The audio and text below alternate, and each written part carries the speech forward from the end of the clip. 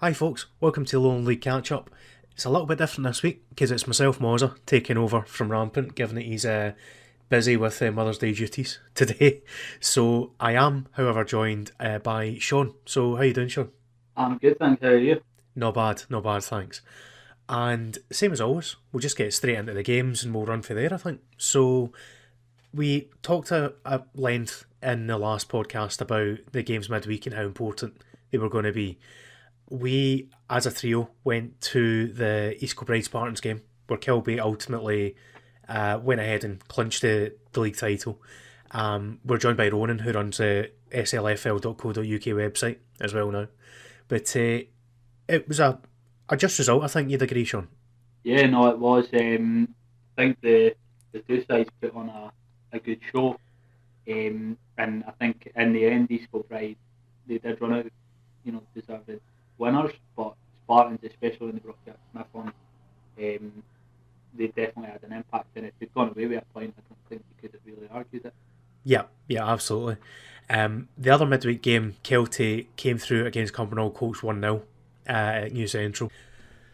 Yeah, so looking at those midweek games, we mentioned there, it was the Kilby game we were at as a tandem. We'll run through that just now for you. For those of you who might have missed it, I'm not quite sure how you would have done with all the social media chatter after it. But it was a cracking game to get along to, and a really decent crowd at Kilby as well. Started off with 6 minutes on the clock. Jason Stevens firing at goal from the edge of the box, but Willie Muir dealt with it pretty comfortably. Paul Woods then got his first sight of goal in 10 minutes for Kilby, 25 yards out, but it couldn't get the strike down basically, so he couldn't trouble Carswell at all. A few minutes later, Sean Winter got his opening. He headed wide from a cracking BJ Cole cross. He was unmarked and he got up well, so you could tell he was kind of disappointed not to at least hit the target. And straight afterwards, again, East Kilbride in the front foot. Winter this time providing, crossing in for Craig Malcolm. I'm not quite sure how he did it, but he managed to scoop it over the bar from 12 yards. But it was all one way at this point. 22 minutes then on the clock. Brady's strike, firstly, saved well by Blair Carswell. And straight afterwards, pretty much, Malcolm had a header cleared off the line. So it was looking as if it was going to be a bit of a rout at this stage if they got the first goal. Spartans then began to get a wee bit of a foothold and kind of calm things down. A wee bit of handbags on the half-hour mark with Holmes and McFarlane booked for just kind of falling out with each other, shall we say. And otherwise, again, it was still Kilby chances at the end of the first half that Brady had a shot deflected into the path of Proctor. He showed why he's a centre-back at that point and blazed the ball completely out of the ground when it might have been easier to hit the target. Apologies, big man.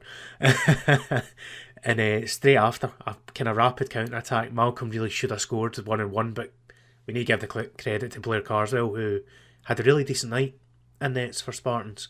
Kind of proving why he's one of the best goalkeepers in the league. There was only really one other chance with Maxwell creating space for a shot, but kind of finishing the half as it started for Spartans, getting a half chance straight at the keeper though, who dealt with it comfortably. And half time, 0-0. At that point, I think, kind of looking at it, Shaun, we thought Kilby were the better team overall in the first half, but Spartans certainly came to play. Yeah, I'd agree with that. And then straight into the second half then, it was actually Spartans that started to better, in all honesty, because Jamie Dishington, within the first few minutes of the second half, was collecting balls. He drove one of them up to 25 yards out, had a pop, and it was just past the top corner. It was a cracking attempt. But then Kilby do what they do. They approached an hour mark. Woods and Malcolm started interplaying, played a 1-2. Unfortunately for Woods, he then leant back when he was striking the ball and went slightly over the top. But it was a sign of what was to come, because the goal came just as the hour mark approached. The opening goal, Craig Malcolm, that man again, sticking it in the back of the net.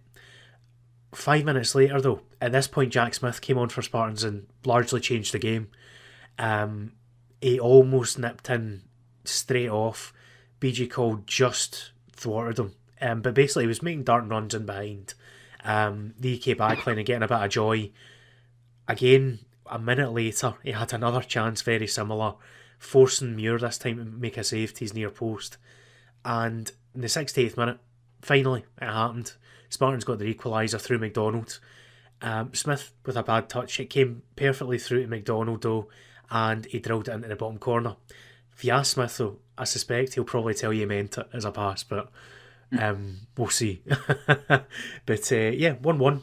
And at that point, it looks like it might be another game to wait for East Kilbride, but they just kind of did what all good champions do. They got moving again.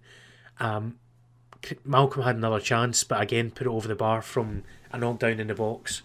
And the big moment came with just over 10 minutes left. Sean Winter in the back post. Ball broke to him. It looks like it got stuck under his feet, but he did enough to get it out and smash it into the net. Cracking goal. 2-1. And to be honest, from there it looks more likely that Kilby would extend it. Malcolm dinked it over the keeper and just over the bar in the last kind of 5 minutes. There was one big chance for Spartans where Brown had a shot that landed on the roof of the net, dipping volley kind of thing, and that was it basically. And I guess the only other thing to mention was that David Brown made some friends with the locals, but it was a cracking game for the neutrals. No, yeah, absolutely spot on, and Kilby definitely, as the game went on towards the end, looked the stronger side. I think there was being at the game, there was a big element of Spartans where I think they weren't really treating it like another game. They didn't want to be the team that let Kilby win the title as such, so they were pushing men up like it was a knockout game at the end, like they needed to clinch that goal, and I think that's why Kilby looked a bit strong on the counter-attack. But I think the game was very telling of what both these two teams have been this season. Spartans were very good and they were a dangerous team, and they went out to cause trouble, and they definitely did, especially when Smith went on. And Kilby did what they've done all season, and essentially what Spartans did last season, and they've managed to win games just by a goal when needed, and this was another one of them. It just happened to be the one where they clinched enough points to lift the league title. Yeah, absolutely. And we did get a chance to speak to Kilby manager Stuart Malcolm after the game, and really nice guy. Thanks again, mate, for giving us time after the game, especially when all the boys, including the aforementioned Sean Winter, were celebrating in the background. You could hear them.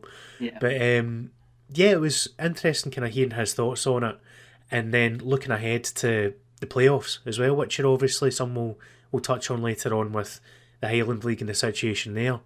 But what do you think Kilby's chances are here for getting promotion now they've sealed the title?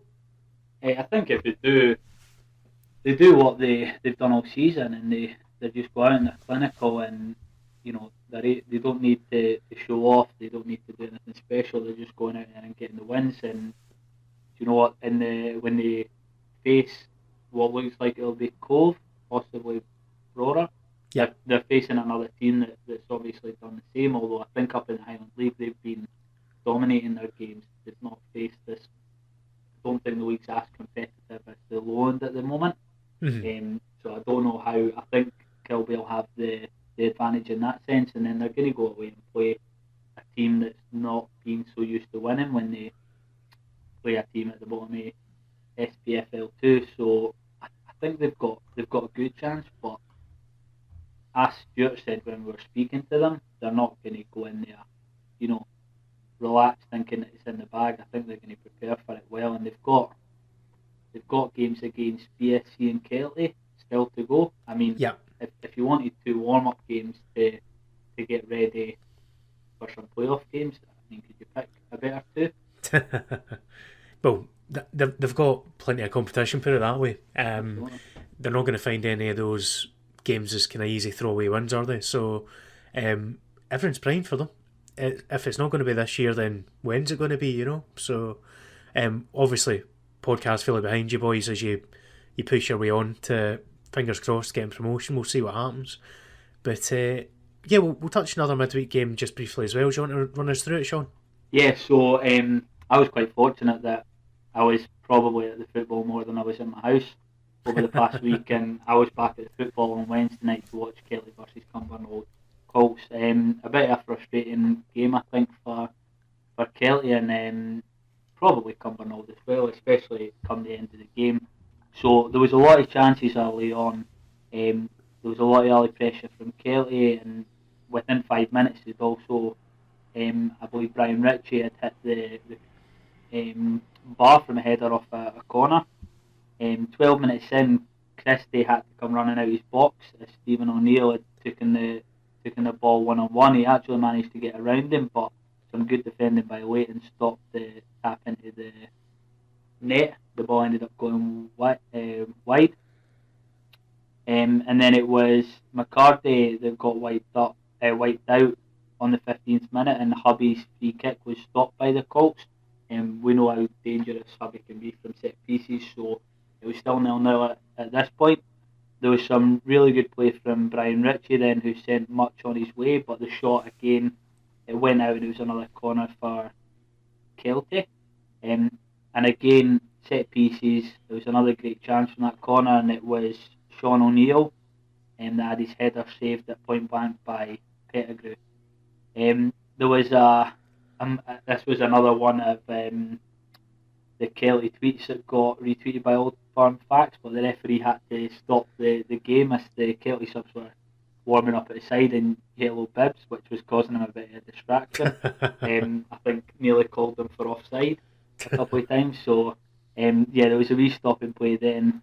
On the 30-minute mark, it was Much that managed to walk past 3 Colts players and get a shot off, but again it was saved and it went out for another corner. On this occasion, though, that corner didn't come to anything. Colts, they had a good chance to open the scoring on the 39th minute, but this time they were actually offside. It wasn't Kelty players with training bibs on, and that stopped that dead. It was Colts that had the best spell just before the break, but it was actually Archie from Kelty that had a chance, and he managed to find the head of Brian Ritchie, who again hit the crossbar for the second time in the game, and the Colts managed to break off the back of that and forced a save from Scott Christie. Half time, still 0-0 in the game, and it looked like it was going to be another frustrating game for Kelty, and again perhaps another draw for Cumbernauld. Going into the hour mark, there was still a few chances, but it was still 0-0. There was a good chance on the hour mark where the ball fell at the feet of Archie Campbell, but his shot went way over the bar. Some really good play from Chris Dodds forced Pettigrew to make another good save. And again, there was a corner. Funnily enough, Brian Ritchie managed to get his head on it and it hit the crossbar. A game of crossbar challenge, and I think Kelty would have been well up in this game. On the 81st minute, Brian Ritchie actually picked up a booking. He's slid in a little bit too hard. Stopped Colts on the corner. There was another really good chance from a corner for Kelty again, but it was cleared off the line by Colts. Still 0-0 in the 85th minute there. On the 89th minute, Leighton got the ball. Again, Ritchie header and the ball went wide again. And then on the 92nd minute, I believe it was, there was, it looked like it wasn't going to be Kelty's night, but it was actually Chalmers who finished it in a lot of traffic in the Colts box. It was basically a lot of swinging legs, Colts trying to get the ball away, Kelty trying to get in the back of the net, and it was Chalmers that connected and managed to give Kelty the 1-0 advantage. And then right on the break, Ritchie picked up a second booking and was red carded to end the game. And in the end, yeah, it ended up a 1-0 win for Kelty. I think it was a deserved win for Kelty, but Colts did what they do really well, and it caused a lot of frustration. Yeah, it sounded like it was one-way traffic for a lot of that game, to be honest. But managed to do it in the end. We've said before that injury time winners are obviously dead sweet. So do you feel it was pretty deserved then?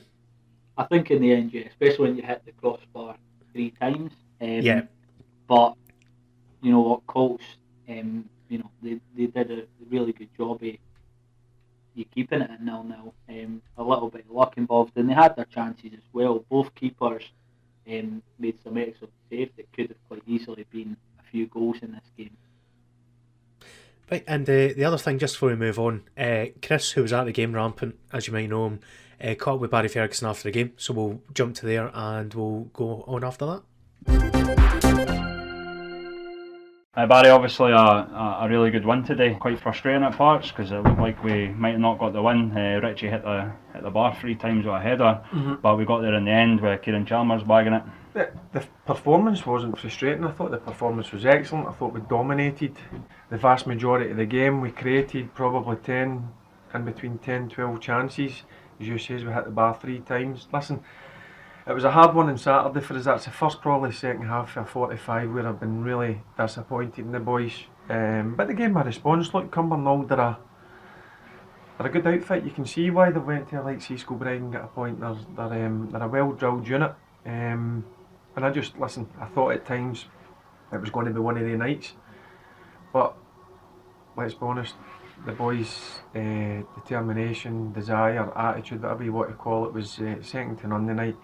And they put a bad 45 minutes on Saturday in the past, and they produced a performance tonight that I thought was more like us, and we thoroughly deserved the win. I thought it would have been a bit of an injustice if we never got the 3 points, and it kept going to the end, and thankfully Kieran got that vital goal. East Kilbride on Saturday. Pressure off a wee bit in terms of East Kilbride gaining the title yesterday? No, in terms of this year, look, the league, I'm a big believer, the league doesn't lie. East Kilbride have been the best team this year. And they've won the league for that fact, that they've been the most consistent. It's a challenge for us. Look, we're down to the bare bones as well. We're going to be missing quite a number of players that are away for various reasons, which is disappointing. But listen, we'll still go with the attitude to try and win the game. As simple as that. We'll look forward to it. But we're going to the champions, so we can see how far we've come in the last 4 months. So thoughts there, Barry Ferguson, after that midweek game for Kelty, but we'll get stuck into the weekend fixtures now, starting off with Cumbernauld Colts at home to Vale of Leithen. So what were your thoughts on that game, Sean?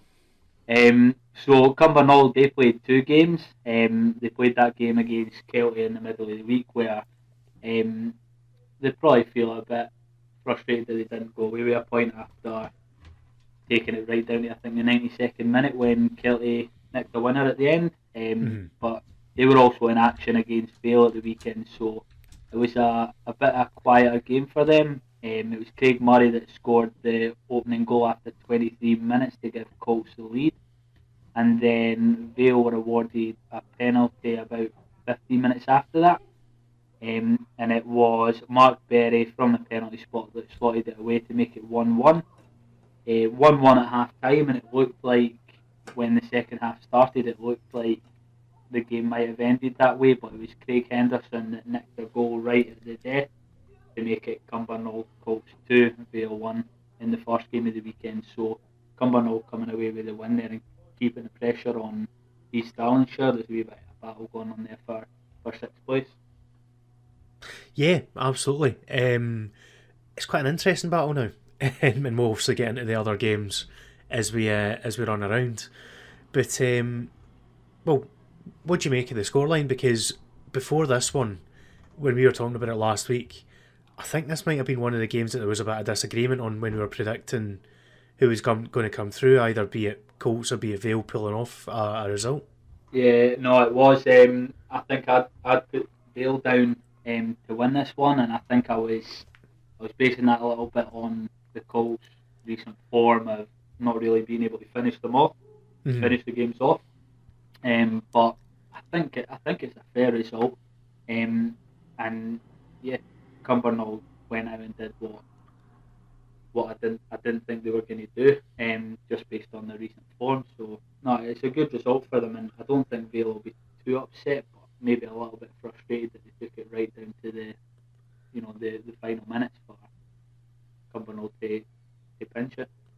Yeah, absolutely, and well, getting the winning goal in the 90th minute is always a good thing as well, isn't it? So yeah, after what happened to them at New Central Park where they lost it in the closing minutes, I think they've experienced both sides of that in the space of 4 or 5 days. Yeah, absolutely. Moving on then, the next one on the card that we've got here was Edinburgh University against Gretna.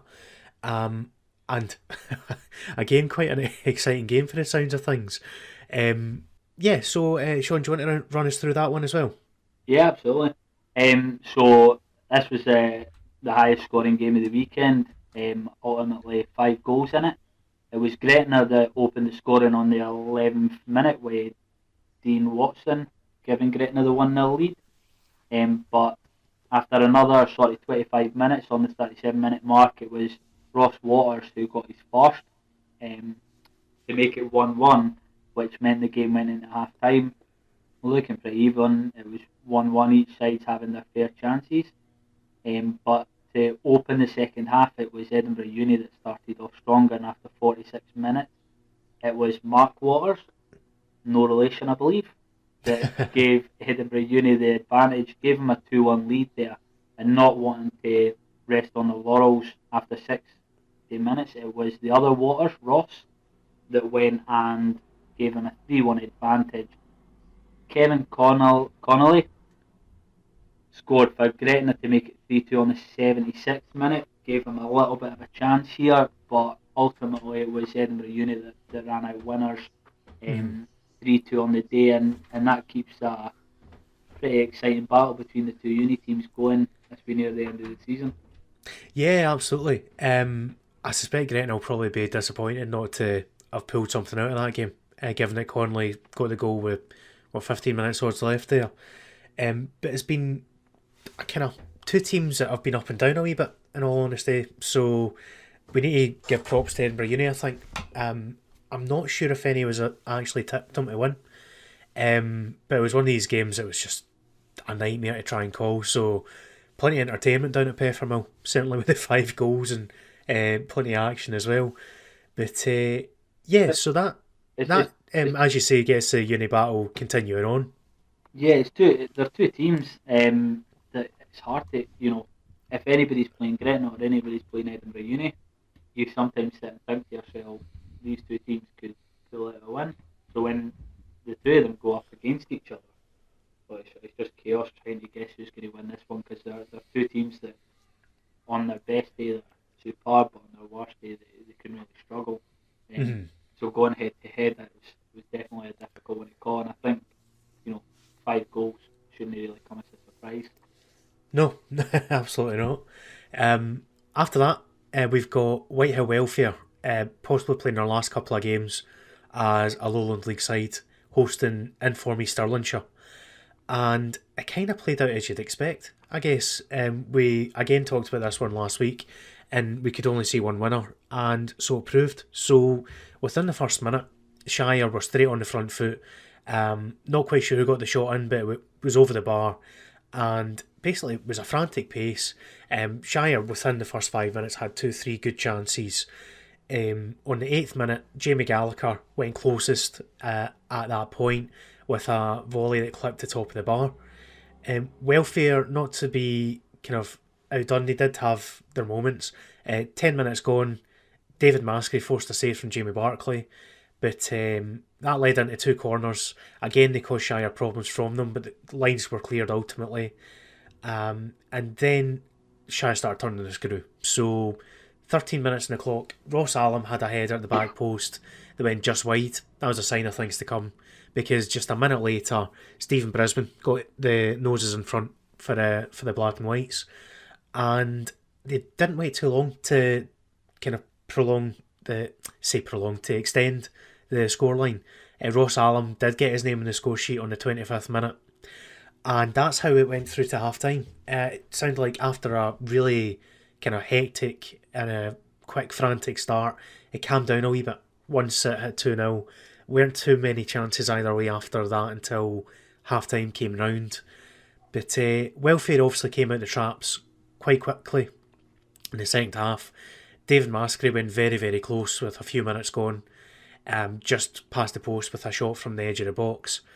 After that, Ross Jardine got called into action, and to be fair to Welfare, he's probably been their best performer, I think, between the sticks.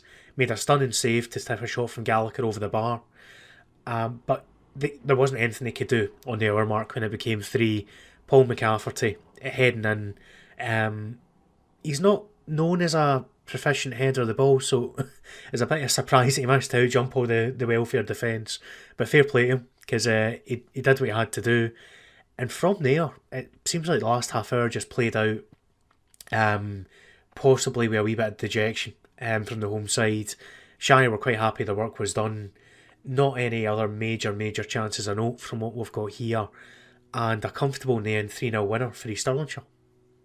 Yeah, it's exactly what you would sort of expect from this game. I think Whitehill would have gone out thinking, we are going to put up a fight in this one. Not to say that their heads went totally down, but I think they're in a position where as the second goal started to go in, and East Stirlingshire started to dominate the game a little bit, I think the heads might have started to go down a little bit.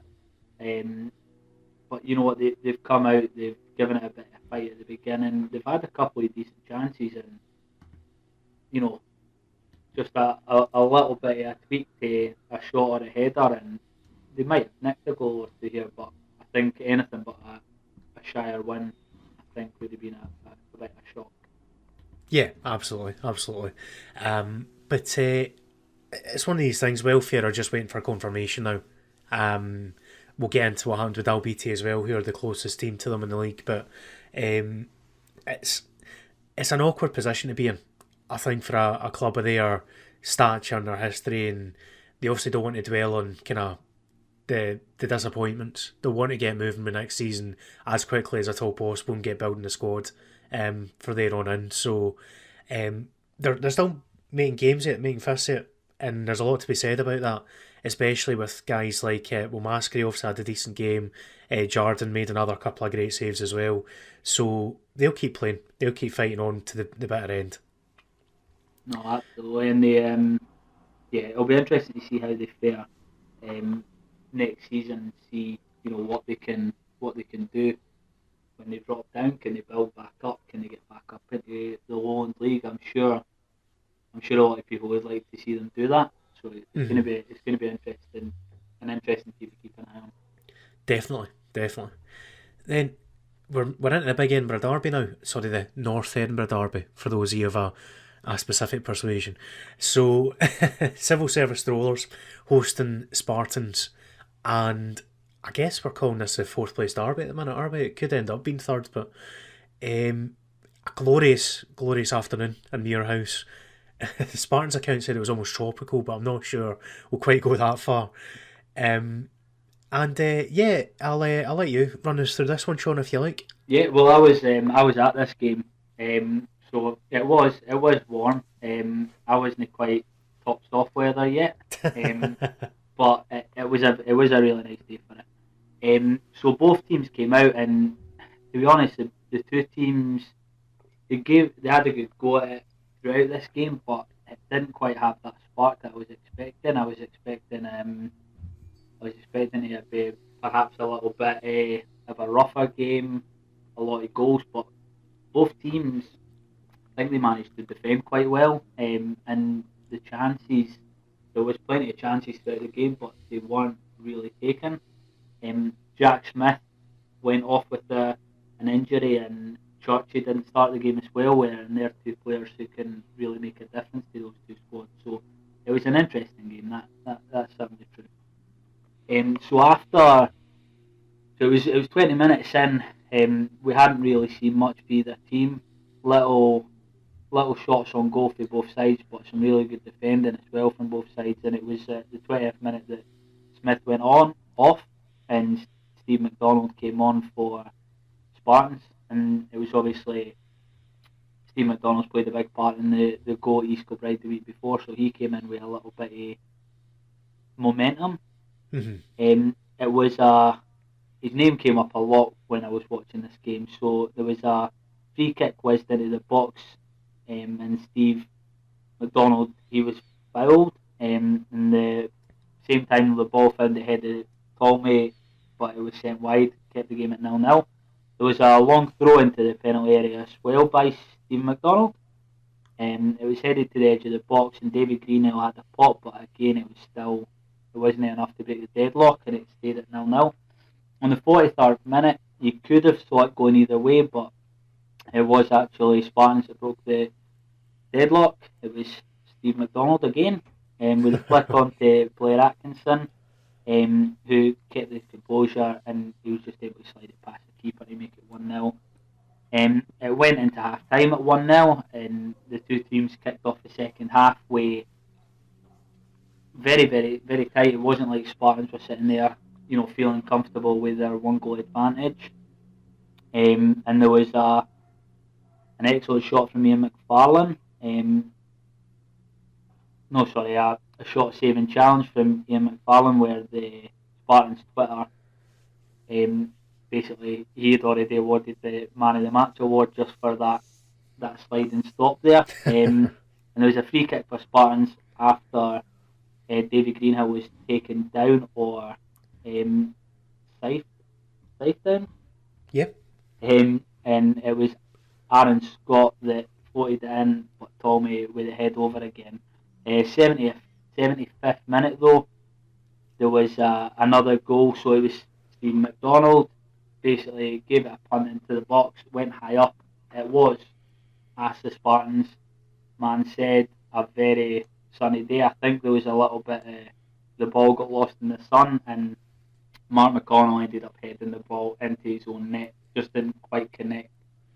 It looked like he was trying to pass it back to his keeper, but just didn't quite get the direction right, and it went in his own net. So it was very unfortunate from the player who had a not bad game, and that made it 2-0 to Spartans. I also caught up with Gary after the game and asked him about that game, and also a little bit about the season. I'm joined by Gary Jordan, and I've got a couple of questions just after that 2-0 result there. It was a tough loss today. Do you think the 2-0 was a fair reflection of the game? I think it was a close game. The first half, there wasn't a lot in it, and I think in these games very often the first goal is really important, and that proved that today, I think. And I certainly think Spartans over the piece deserved it. Yeah, no. And you're currently sitting fourth in the league. How does it compare to what your targets were at the beginning of the season? Well, the first target was to get to 30 points. For us, it's only our third season in the Lowland League, and I think we don't take anything for granted. The overall target was to improve on last season, and I think we've done that. We got 43 points last season, and we've got much more than that. But looking forward, we then need to try and finish as high as we can, and I think we certainly we have taken the top 5 at the beginning of the season, but we're a club that are never going to look back. We're going to continue to look forward. And that's why today is so disappointing, but I think overall the players have given me their all.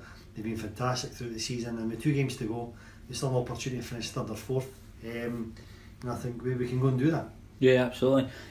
So on that, the couple of games that got left, you are welcoming Kelty Hearts to your home ground next weekend. What kind of preparation are you going to make for that game? We'll get back down to real hard work on Tuesday and Thursday. The players are really disappointed in their performance today. We've had back-to-back defeats this season, and Kelty Hearts are a good side, lots of quality, good footballers, and they themselves in their first season in the Lowland League will want to finish as high as they can. So it's going to be a really good game, and The points at stake to finish in the top 3 or 4 are there for whoever performs on the day. Yeah, absolutely. Thanks, Gary. Aye, so the thoughts of Gary Jardine there on what's been undoubtedly a brilliant season for Civil. Even though they lost at the weekend, overall he's done a fantastic job in that squad. I know they mentioned it is always Gary getting the plaudits, and they would quite like a wee bit as well. And it is well deserved to them as well, the likes of Churchy and so on. But yeah, so ultimately, balance of play, do you think Spartans deserve to win it? I think so. I think in that second half, Spartans came out just with a little bit more fight, which was unusual for the team that was already leading at that point. They came out and they looked like they really wanted to win the game, but throughout the whole game, strollers were constantly at Spartans as well. But I think in the end it was a fair result for Spartans to run out winners in that game. Gotcha.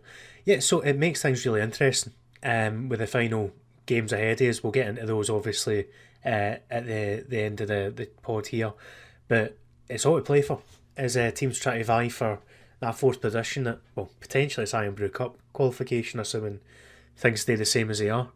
But at the other end of the table now, into Dalbeattie, who have just came off a brilliant win against Kelty. This time they hosted Stirling Uni, who, well, by Chris's own admission, I think, Chris Geddes, they've had a wee bit of up and down time of things and have not been getting the points on the board that he feels they should have done recently. But it was a bit of a quiet first half in this one. Uni apparently had the better chance, or better chances, I should say, not being able to finish any of them off, which has been a bit of the story of their season, to be honest. And so it proved in the second half as well. From the reports we've had, it sounded like Uni controlled the game largely, and Dalbeattie were quite content to sit hitting the counter. Unfortunately for Uni, they didn't get a breakthrough because that would have likely seen them till 3 points. It just seemed one of those days for Star that they weren't going to break the deadlock in any way, despite the fact having a couple of decent chances themselves. So yet another draw for Stirling Uni. I guess they'll be sick of them by this point. No, I think so. And for Dalbeattie, it's one more point that keeps them in this league potentially. Yeah. And I don't know, after the highs of beating Kelty the week before, I don't know how confident they will be or how happy they'll be with only taking a point away in a home game. But they welcome down Stirling Uni, who are a very good team, and they could have easily came down and put 2 or 3 past Dalbeattie the same way Dalbeattie could have done the same. So I think probably both teams will be quite happy with the draw. But if I had to say one team was the happier, I think it's Stirling, just given Dalbeattie's recent form or that big win last week, more so in the fact that they were at home. Yeah, definitely. It's one of those things that I think both teams will be upset that they've not got 3 points, but they'll not be too disheartened with a draw. At the end of the day, it's a game unbeaten. They've both made a decent fist there. As you say with Dalbeattie, it gets them a step closer to retaining their league status as well. So into the next game then, and this was an interesting one after midweek when East Kilbride went and clinched the title. They hosted Kelty, who again were playing midweek and got a win. We actually have Rampant's thoughts on the game here because he was there, so we'll let him take over from this point and we'll go from there. Hi guys, sorry I couldn't make today's show. I'll cover East Kilbride, Kelty Hearts. East Kilbride were just dominant really. Cammy Russell hat-trick, Jamie Longworth got on the score sheet there as well. Kelty, they were a wee bit disappointing I think. Probably one of the performances that was just noticeable, the difference in quality. I think East Kilbride, a lot of players obviously with league quality, and when you've got guys like Anton Brady that can come in, Sean Winters off the bench and Craig Malcolm in that, it was always going to be tough, especially with Kelty having a lot of guys out. Barry I think tried to compensate by playing a different formation. He had Kieran Chalmers up trying to fill in for Richie, which I didn't think worked. 3 subs at half time.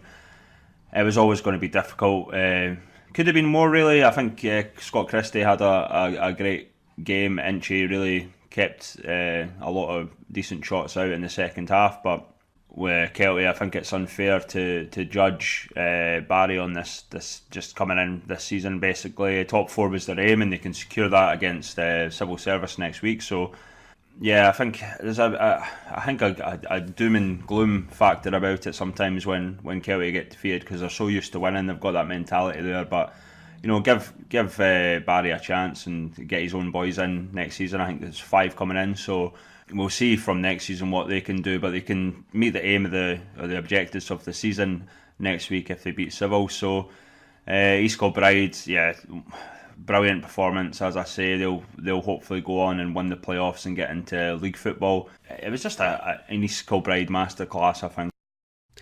Yeah, so there's Chris's thoughts on the game itself. He also managed to catch up with Murray McDowall after the game, so we'll let you hear what he thought of it as well. Here with Murray McDowall, obviously a disappointing defeat against the champions. We did have a lot of boys out, obviously, but probably expected better today's game. Yeah, I mean, we started alright. I think there was probably a 10-minute spell in both halves that their quality shone through today. There's a reason why they're so far ahead at the top of the league. I would be surprised if they don't go on to win the playoff and beat either Albion or Berwick. I've not seen them play, but I just think all over the park. We got found out a little bit today. Yeah, we've got a lot of injuries, but I think they've played at this level for a good few years now. They've always been winning games, winning leagues, playoffs. I think they went a couple of years ago. They were on a massive unbeaten run at home, and they're a good side, and we gifted them goals in the first half. I think they come off at half time. Be lucky if they created a chance. The first goal was a 1-2 round our full back and a strike from distance, and the second one's a cross that's gone into the far post. So you're going 2-0 at half time, and the gaffer made 3 changes. And to be fair, he could have made 11 changes if they were allowed, because for us that wasn't good enough from a Kelty Hearts perspective, and the boys are aware of that. They're still fighting for top 4. We've got Civil Service away next week. I think we've got 2 games left, haven't we? Yeah. And I think if we beat them, we can clinch top 4. And I think at the beginning of the season that's probably realistic for Kelty Hearts. We've come up against Spartans, we've come up against BSC, we've come up against East Kilbride, and we've suffered defeats. And that probably gives the guys a benchmark where we want to be.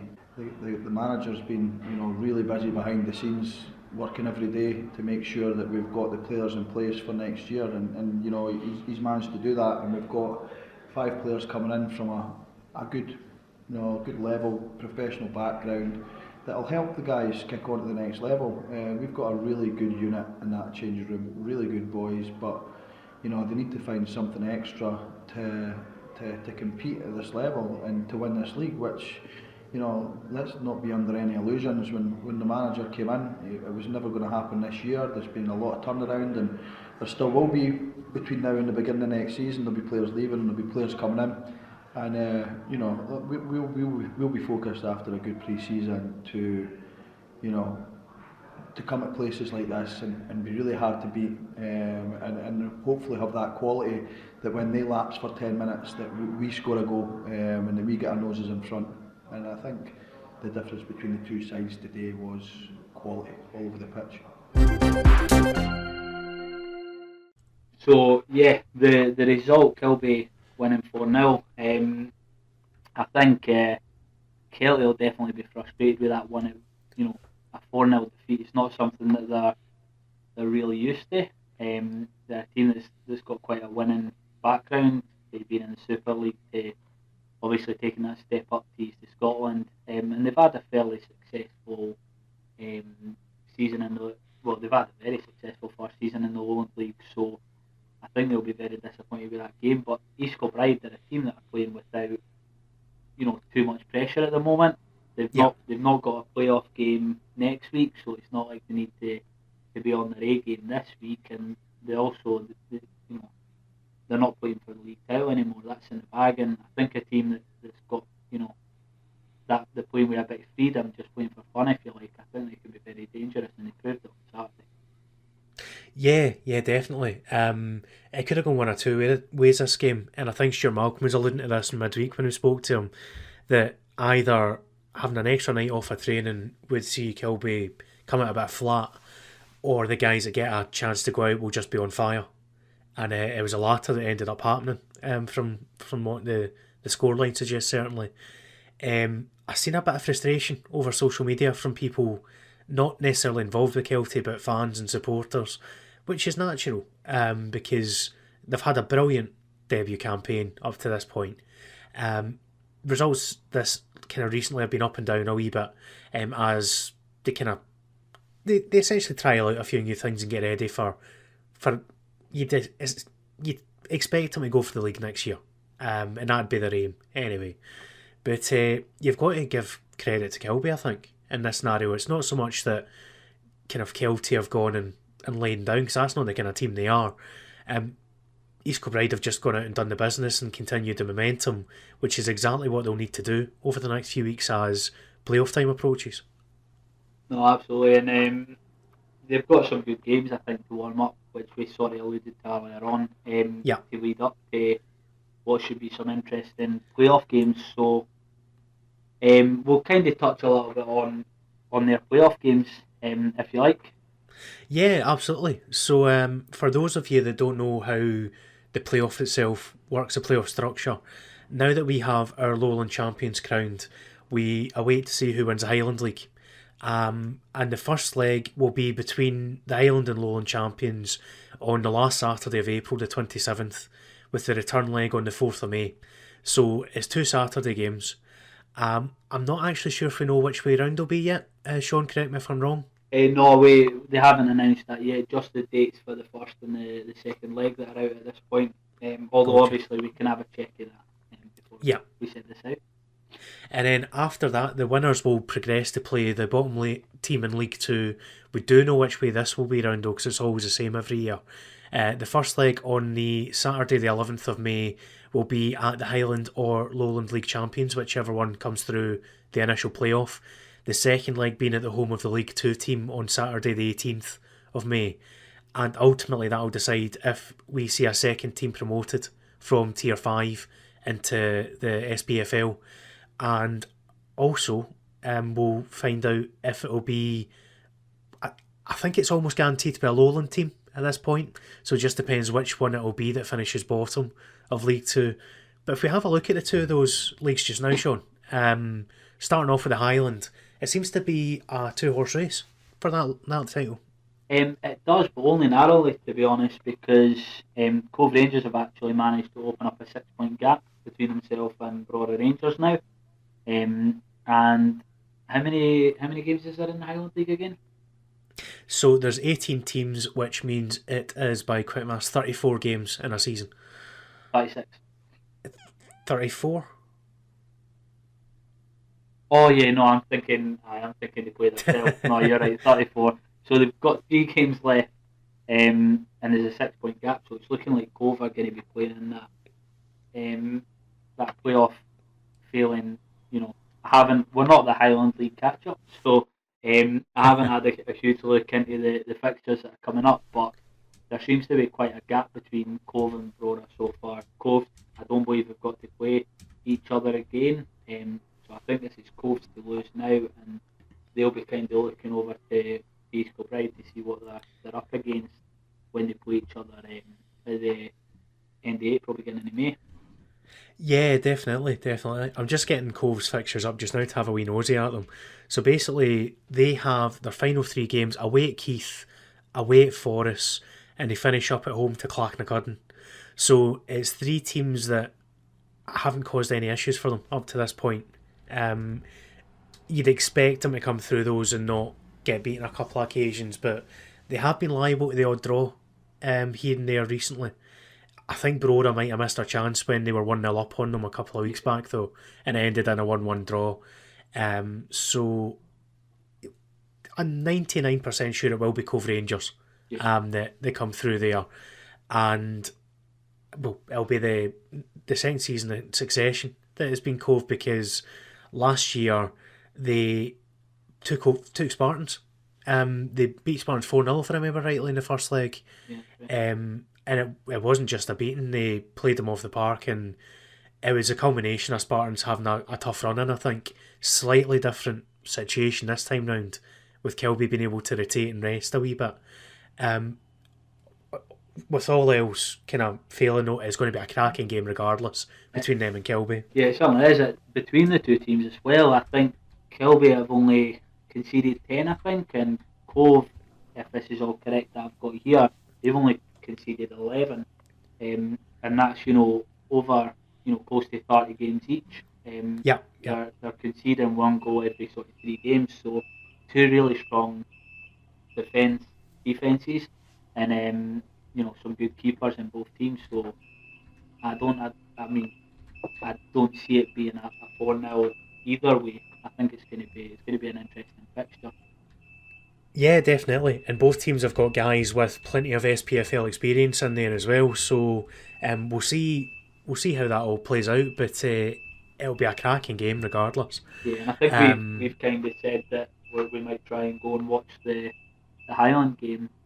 We'll see what happens. But absolutely, we'll do our best to be at the very least one of those games. And then definitely, if it is Kilby go through, we'll make sure we're at the League 2 playoff as well. But talking of which, we have a wee look at the bottom of League 2 as well while we're at it. Yeah, so Albion Rovers, again, we're not the SPFL League 2 Catchup, but I think anybody who knows what a football is has seen that Albion Rovers have completely turned it around. There's probably a few bookmakers that are doing quite well off the people who, or perhaps not doing well off the people who've put money on Albion Rovers getting out, because they did not look like they were going to be sitting in 9th at this point in the season if you roll back a couple of months. And I think what you said about who drops down, I think we're all looking at Albion Berwick, even above those guys. It's only Cows and Beef, another Lowland team that are sitting in 8th. So it's definitely looking like there's going to be a Lowland team that's in that playoff certainly. And yeah, so the reason I was alluding to that earlier on with Dalbeattie is if Cove were to come through the playoff and beat a team who are a Lowland team, Dalbeattie are still going to get relegated the way the rules work in the league itself. So they'll still be slightly nervous even being sitting bottom in the Lowland, looking at what's coming. I remember Vale of Leithen last year were delighted when Cowdenbeath came back and ultimately beat Cove, because it meant they preserved their status. And it might be a similar situation if Kilby don't get through that first playoff. Yeah, absolutely. I think it's that's the point where Dalbeattie are really going to be cheering for another Lowland team is going to be watching East Kilbride in both of those playoffs, I think. Yep, absolutely. But as it stands just now, I mean, you're looking at that bottom of that League 2 table, and we've said Albion they're possibly the only team to get 4 wins in 3 games, with them getting gifted the 3 points from Clyde playing the ineligible player against them. But now that they're sitting 9th, they're on good form, they've got a better goal difference in Berwick as well. It's not looking too good for the Border side, I'll be honest. It's probably more likely now that they're going to be the team to beat in this final playoff game. No, absolutely, and yeah, you're right on your point there about the Borders teams. We've already got a few of them. We've covered a few points this year, so yeah, it's looking like we could have another Borders team if East Kilbride can go away and do the business in what will no doubt be 4 really tough games for them. Yeah, absolutely. We look forward to them when they come. But right, as we always do then, we'll have a wee look ahead to what's coming next in the Lowland League itself, unless you've got anything else you want to jump in with, mate. No, I think we did really cover off that in plenty of detail there. Right, so basically, as we're now approaching the end of this season, the games are they're coming thick and fast, for lack of a better description. We've got more midweek action this week coming, Gretna are playing host to Vale of Leithen on the 2nd, which would be, if I'm right, the Tuesday. Yep. The day after Dalbeattie, I've got the rearranged game at Islecroft against Spartans. So that's a tough old midweek trip for Spartans, coming off a game against Civil there on Saturday. And we've actually got a wee bit of South Challenge Cup action at the weekend, as well as the league itself. So in the Cup, you've got Bonnyrigg Rose home to University of Stirling, and Bonnyrigg will no doubt fancy their chances there. They've had a cracking season in East of Scotland, still unbeaten. We've also got Hillabeath Hawthorn playing host to East Kilbride, now title winning East Kilbride. And as far as the league goes, we've got Dalbeattie at home again at Islecroft, hosting BSC, who are off this weekend. And if I get the other games up here in front of me just now. So yeah, we've got Whitehill Welfare playing host to Gallifrey, and we've also got Vale of Leithen welcoming Cumbernauld Colts to Innerleithen, finishing off with Civil Service Strollers looking to get back to winning ways against another side, looking to get back to winning ways in Kelty. So out of all of those games, which of them takes your fancy? I think the standout one, given that sort of battle between 3rd and 5th place, is Strollers against Kelty. I think Kelty are coming off the back of I think both teams are coming off the back of some really tough defeats. It's Kelty's biggest defeat of the season, getting beat 4-0 off of East Kilbride, and Strollers have welcomed Spartans to Christy Gillis Park. Yeah. And to have been beaten 2-0, they'll not want to do that again. And I don't believe Strollers, as Gary Jordan said, they've not been beat in back-to-back games all season, and they'll not be looking to start this weekend. So I think that's going to be a really tight affair. And it's not really a weekend game, but the Dalbeattie Spartans game, I mean, that was 1-1 when it got called off last time, albeit there was some weather conditions in there. Dalbeattie have gone and beaten Kelty, they drew last week. You know, they're managing to not lose games at the moment, so there's a couple of interesting ones in there. What about yourself? Well, I was going to agree with you in the Strollers game this weekend coming against Kelty. I think that's a really interesting game. Two teams that are slightly wounded after weekend results that have had really decent campaigns overall. It could go anyway, that one, to be honest. Just depends who bounces back in the best manner. I think I'm going to pick out one of those South Challenge Cup games. I'm interested to see how Hillabeath Hawthorn do against East Kilbride, because, well, Kilby will likely play a few guys that have not been in the first team and rotate things, I'd imagine. Hillabeath have had a decent season without being outstanding this year. It's their first year as a senior club again, with the juniors that have jumped over. So it'll be a good yardstick of where they are as well. And I think they're quite representative of a lot of these East of Scotland teams, that the quality's a lot higher with the new teams that have came over. It's a much more competitive league overall, I think. And it's not just the junior sides that have came over that have affected that. You've also seen basically the old iron sharpens iron argument that Coldstream, I've noticed, have started picking up good points. They got a good win at the weekend against Musselburgh. So teams that were already there are improving as well. Tweedmouth off the pitch as well as on the pitch. I know they've had a tough season and they've just started getting points, but their facilities are now getting right in good nick as well. So it's not just on the park, it's been a really positive thing overall, I think. Yeah, and there's that Bonnyrigg University style, and that's sort of the same boat as well. Yeah, absolutely. I think until we look maybe 3 or 4 years down the line, when it all starts to level out a little bit, both between the Lowland and East of Scotland and South of Scotland, but also SPFL too. I think these games are really interesting just to gauge, how close the two leagues are.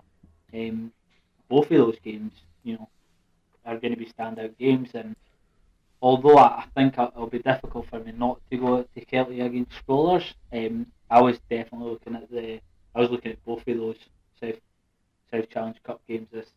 Well, I'll go and catch one of them instead. Yeah, I don't blame you, because they both look really interesting games. But right, I think that brings us to an end for this week anyway, Sean. So we'll do the shout outs and plugs and so on. So I'll let you do yours first. Yeah, so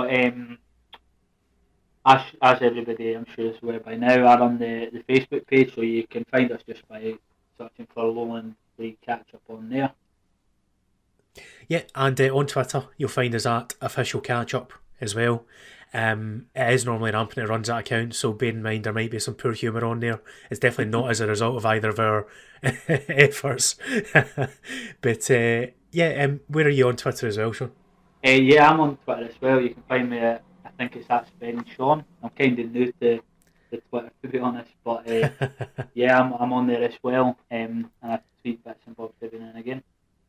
And you'll find me at Mozzaplays, and Rampant is at RampantFM as well, just so we drop his in.